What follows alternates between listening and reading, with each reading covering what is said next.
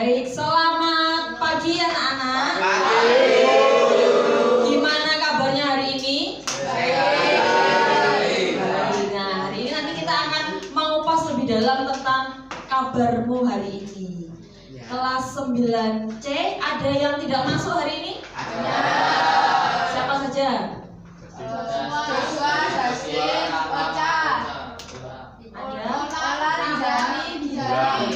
Ada 6 ya, dispen kegiatan. Baik, terima kasih anak-anak untuk kehadirannya di mata pelajaran bimbingan dan konseling di 9C pada pagi hari ini. Sebelum kita mulai, kita berdoa terlebih dahulu ya. Berdoa menurut agama dan kepercayaan masing-masing. Mulai.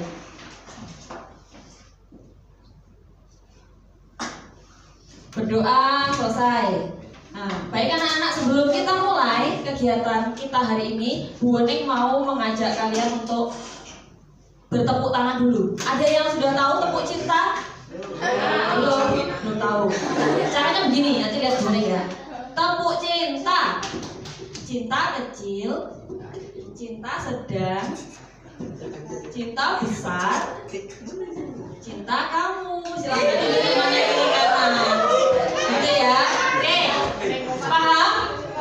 Ayo kita sambil berdiri kita lakukan tepuk cinta. Siap? Tepuk cinta. Cinta kecil, cinta sedang, cinta besar, cinta kamu. Sekali lagi yuk. Cinta besarnya tangan dua. Ya Febri, dia sangat besar cintanya. Ya. Gak usah gandeng temennya juga gak apa-apa.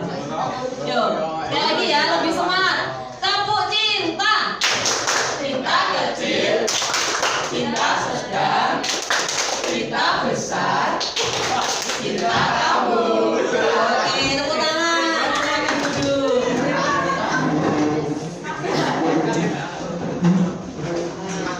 Oke, baik anak-anak. Hari ini kita akan masuk di materi BK yang berjudul apa judulnya?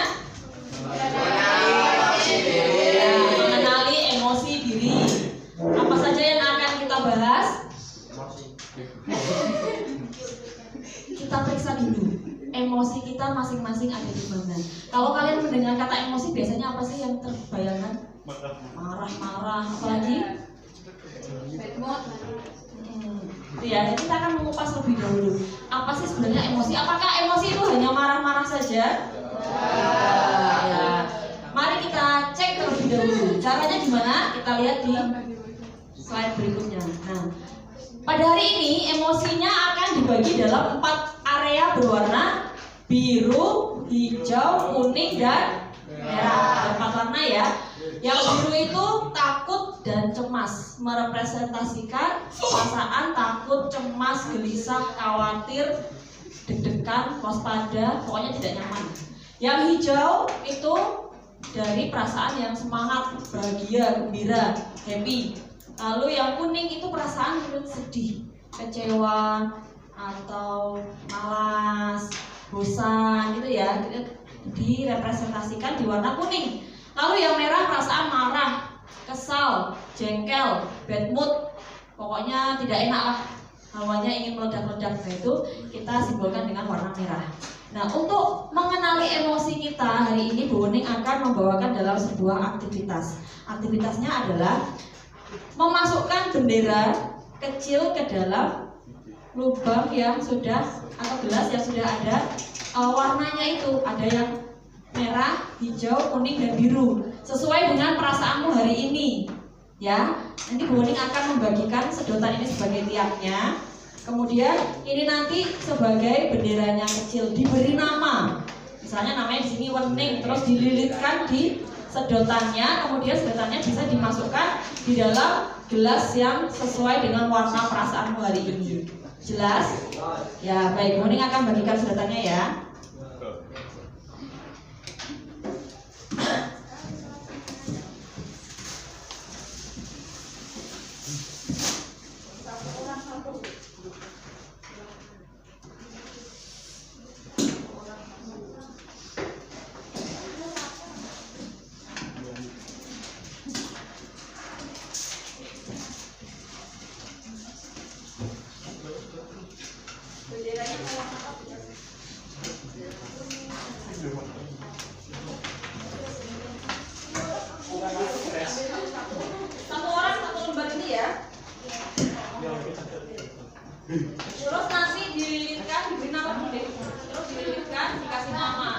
Kuning.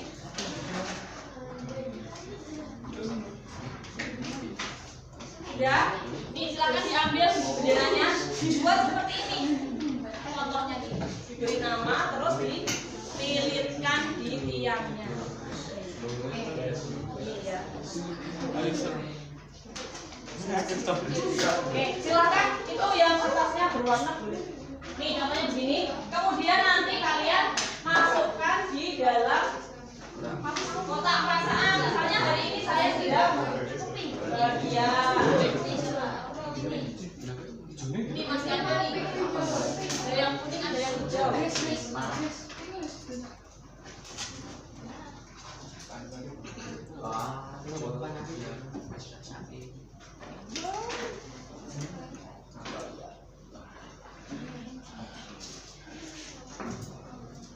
Oke, kalau sudah diberi nama, kemudian silahkan yang sudah selesai dimasukkan ke dalam gelas yang sesuai dengan perasaanmu. Silahkan boleh dimulai dari barisan putra atau putri bebas yang sudah selesai, dimasukkan ke gelasnya. Silakan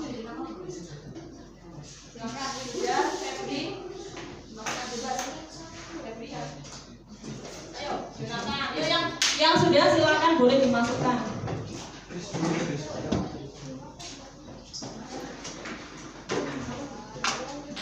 Oke, sudah mulai terisi gelas-gelasnya yang merah, biru, kuning atau hijau, sesuai dengan yang kalian rasakan hari ini.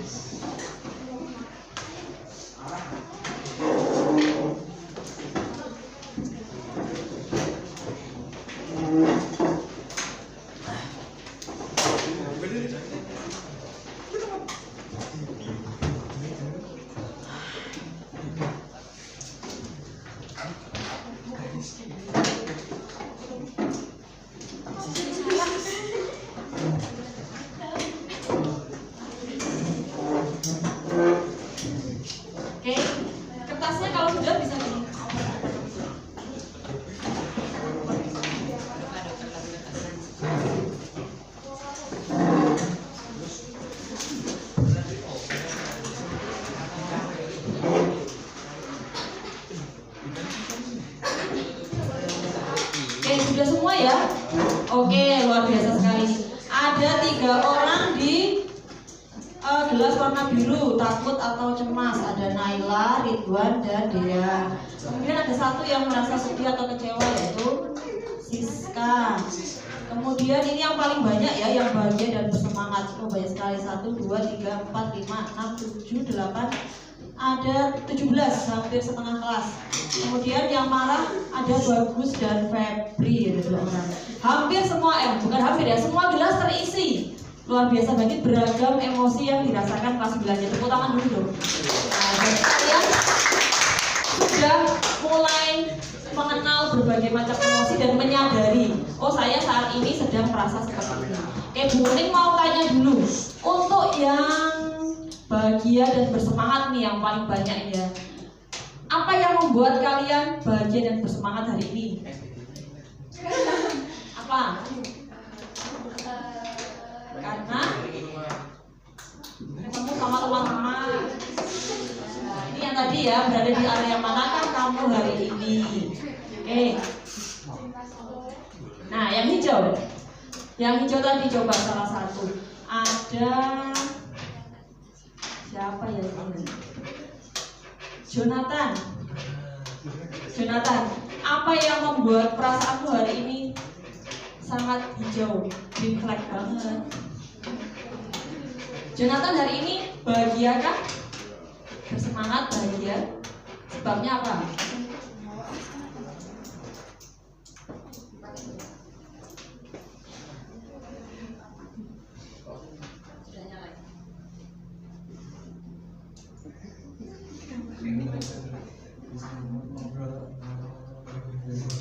Oke, karena bisa ketemu dengan teman-teman. Terima kasih Jonathan. Yang harus dilakukan adalah pertahankan. Kalian keren yang sudah berada di zona hijau. Selanjutnya, nah yang ada di zona biru. Tadi ada Dea, Najla, dan Ridwan. Coba Bu Ning mau tanya kepada Dea. Dea ada di zona biru, yaitu perasaan takut atau cemas. Ya, Dea, apa yang menyebabkan kamu berada di zona biru? Karena apa ya, nanti kan ada presentasi gitu, saya tuh kayak ada tuh gugup gitu kan. Oh ya, Terus kayak cemas gitu, takut. Oke, terima kasih Dea. Dea hari ini merasa gugup karena nanti akan presentasi. Bagus sekali, sudah disadari oleh Dea dan dia memasukkan di zona yang tepat. Kemudian yang berikutnya warna zona kuning. Ini ada satu, yaitu Mbak Siska. Minta tolong Mbak Siska. Bu Nik mau tanya, apa penyebabnya kamu berada di zona kuning, yaitu perasaan sedih atau kecewa? Karena nanti ada latihan voli sama kan habis selesai latihan voli itu capek, terus juga masih banyak tugas jadinya. Oh ya, karena sedih karena waktunya sangat mepet ya, tidak ada waktu istirahat habis latihan voli ya. Baik, terima kasih Mbak Siska, luar biasa sudah bisa menempatkan dirinya di zona kuning. Yang harus dilakukan ini ya, bicara oleh seseorang tentang perasaanmu atau tuliskan, kemudian tutup mata dan menenangkan diri dengan cara berhitung. Kemudian yang terakhir, warna apa yang belum? Merah. Nah, ada dua orang ini, Bagus dan Febri ada di zona merah. Marah atau kesal? Wah, ini ekspresinya sangat marah. Kira-kira Mas Febri bisa menceritakan kepada Bu Ning dan teman-teman kenapa berada di zona merah? Sebabnya apa? Tadi bapak saya dipanggil Karena bapaknya dipanggil ke BK ya. Kenapa?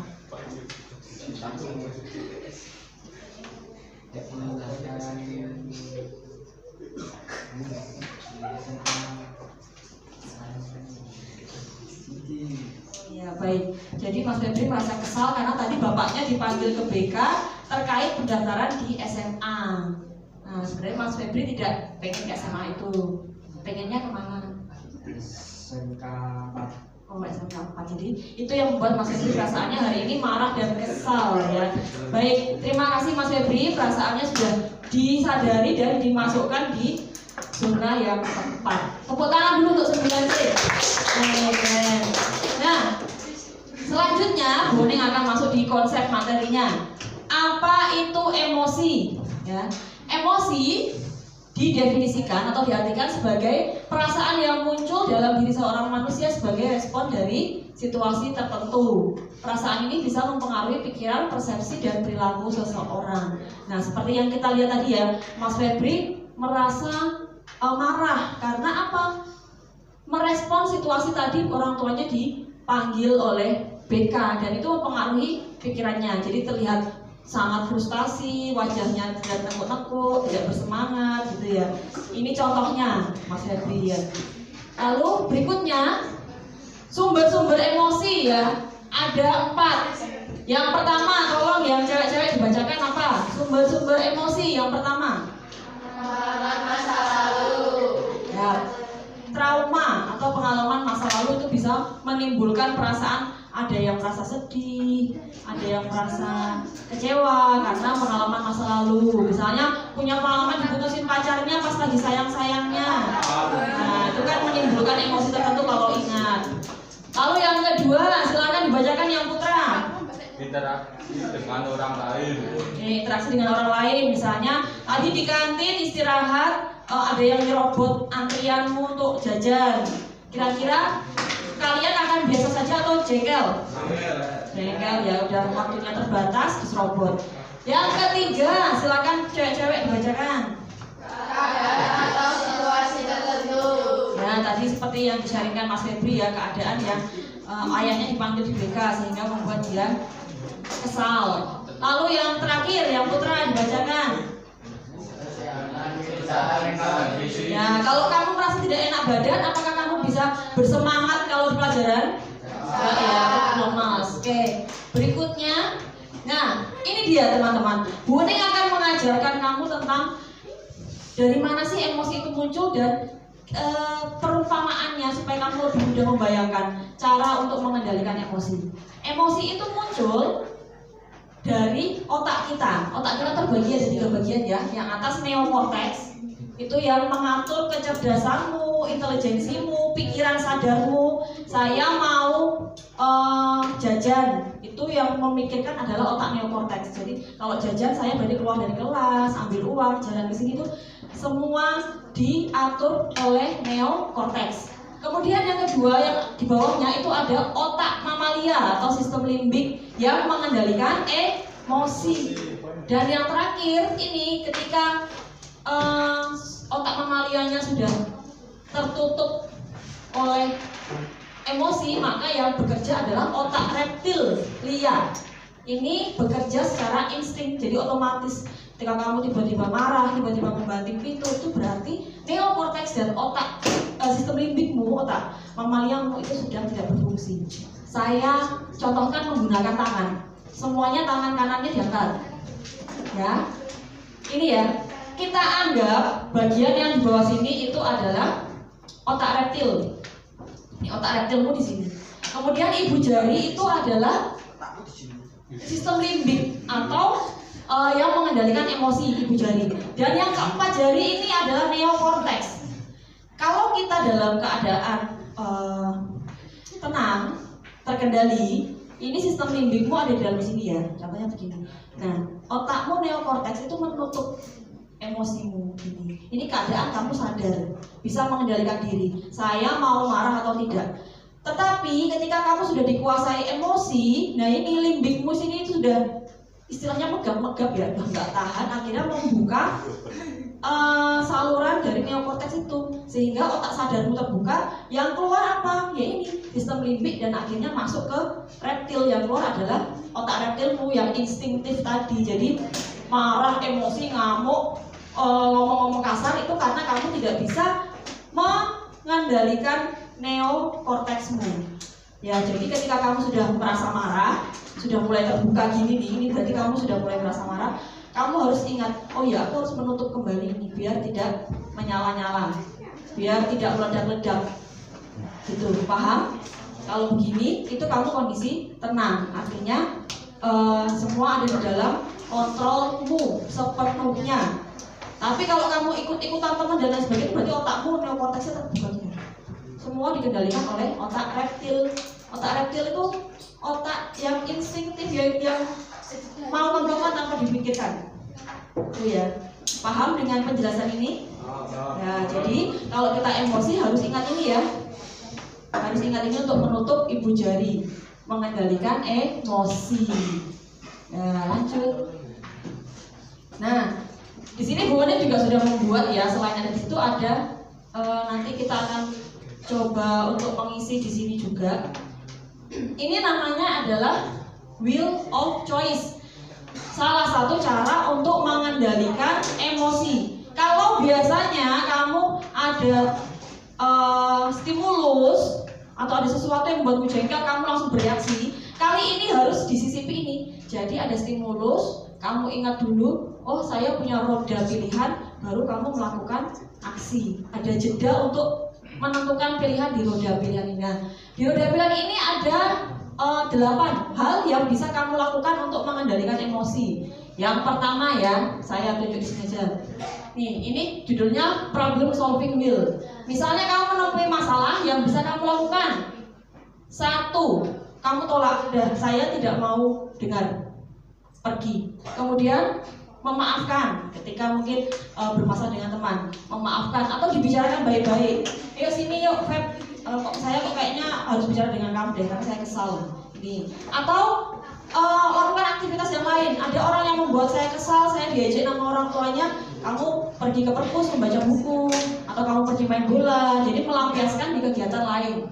Atau mengatakan mereka untuk berhenti, stop, jangan lagi mengejek saya, misalnya jangan membuli saya.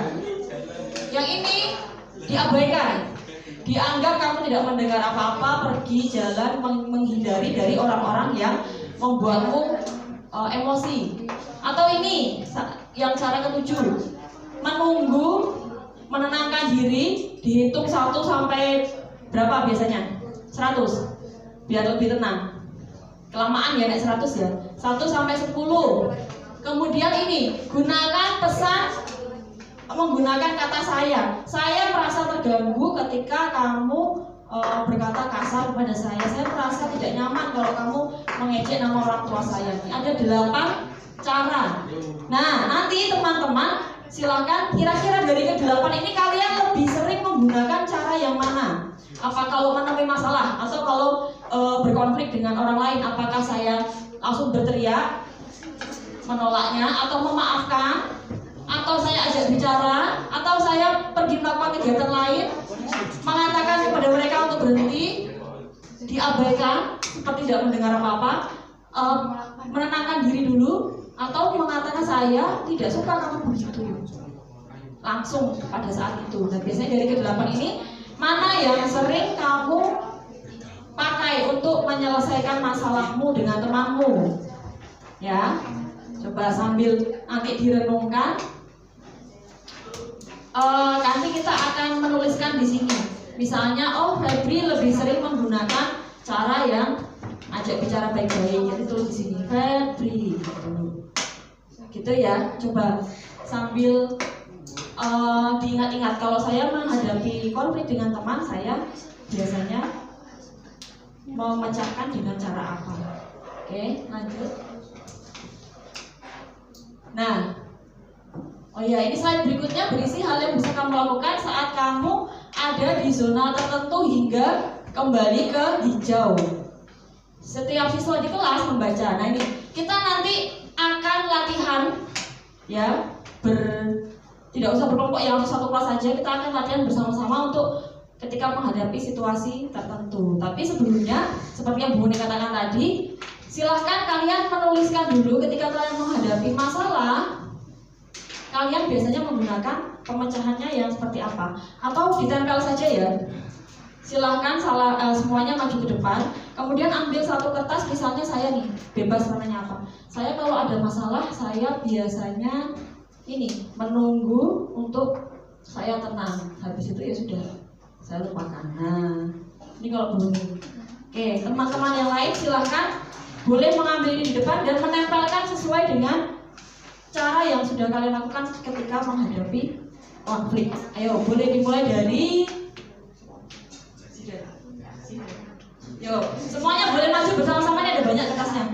Langsung nempel bareng-bareng. Gak usah diberi nama, langsung ditempel aja. Silakan yang lain juga.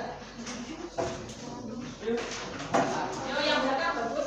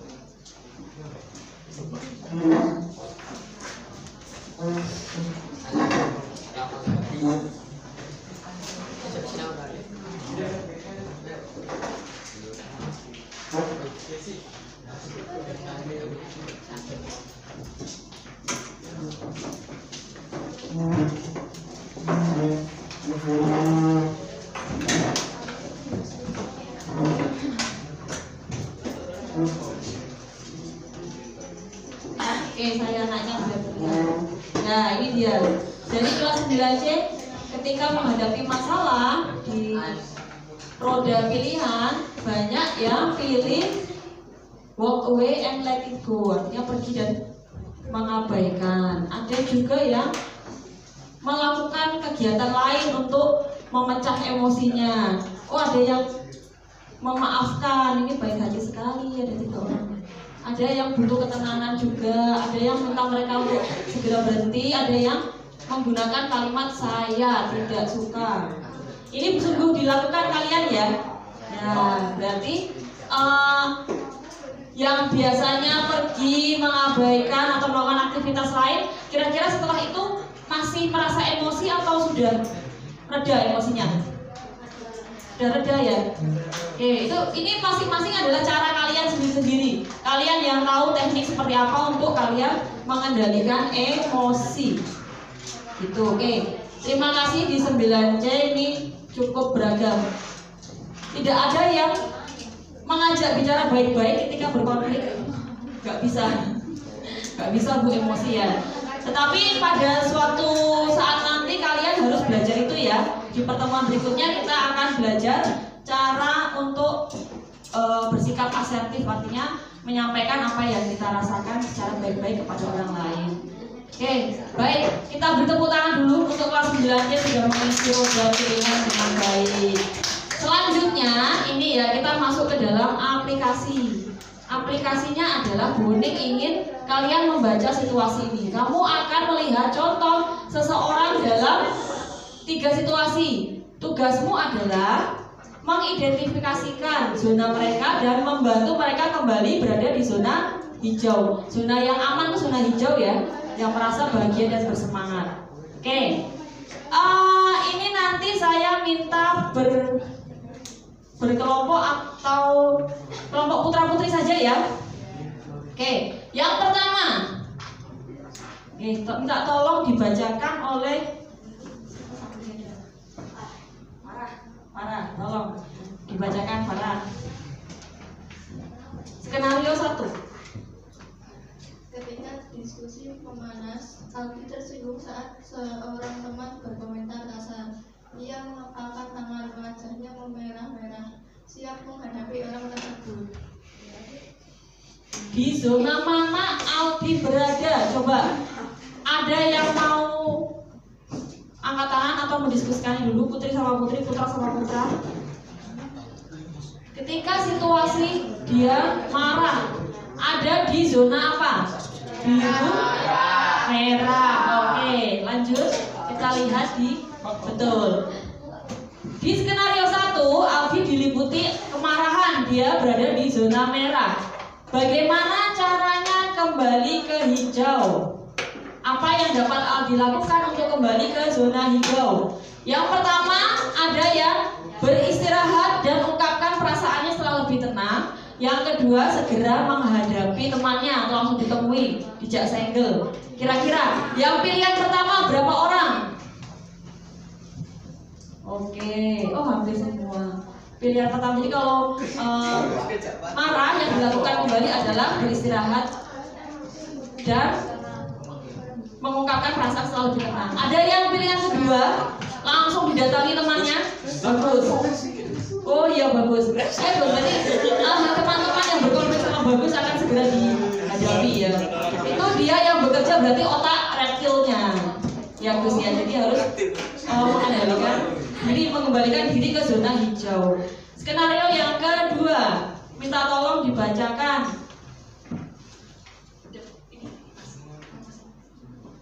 Khalil, pakai Khalil. Yuk, silakan dibacakan skenario 2. Ketika Sabtu dan akan turun, Risa juga punya rencana untuk jalan-jalan bersama temannya. Risa bertanya kembali di sofa, lama dan tak semangat. Dia terus mengguyur kepala tersebut dan tak tahu ada kenapa. Oke, ini ya skenario 2 ya. Sabtu hujan turun, padahal dia sudah punya rencana untuk jalan-jalan sama teman-teman. Akhirnya hanya berbaring di sofa, mainan HP, scrolling saja. Di zona mana Risha berada? Coba kita cek. Zona kuning apakah benar? Betul sekali. Risha merasa sedih dan kecewa saat ini berada di zona kuning. Bagaimana caranya kembali ke zona hijau?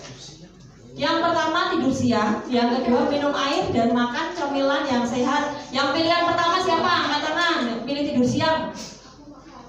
Oke, tinggal tidur aja. Yang kedua minum air dan makan Oke, dua-duanya caranya tidak ada yang salah ya, karena itu masing-masing cara kalian untuk meregulasi emosi namanya ya.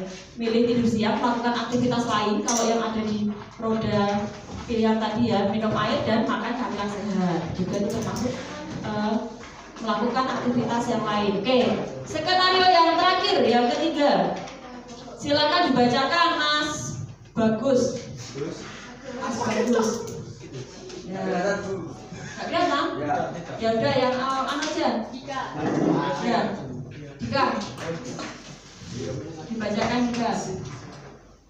Surya akan memberi presentasi di depan kelasnya. Dia merasa mual dan mulai berkeringat, khawatir, tidak mampu berbicara atau terlupa poin penting. Nah, di zona mana Surya berada? Zona mana? Biru. Apakah benar? Ya. Surya merasa cemas dan khawatir. Dia saat ini berada di zona biru. Bagaimana agar kembali ke hijau? Yang pertama pilihannya berlatih bernapas dalam-dalam dan membayangkan diri berhasil tampil. Atau yang kedua membayangkan sorot mata penonton menatapnya dengan tajam. Yang pilihan pertama siapa? Oke, hampir semuanya.